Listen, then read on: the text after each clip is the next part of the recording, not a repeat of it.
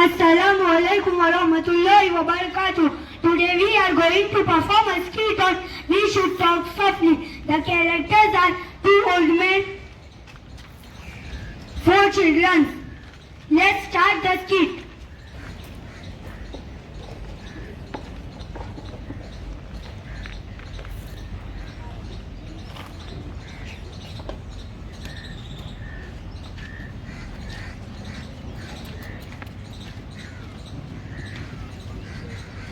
You old man, just give the ball.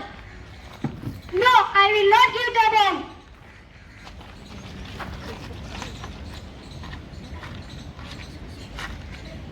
But I will talk.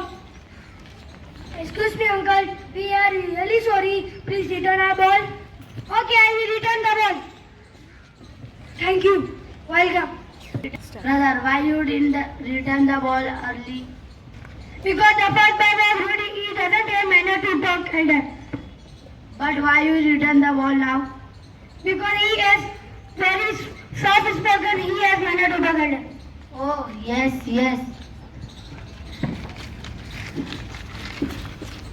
Speak softly, every people listen better, so we can deliver the message and more effectively.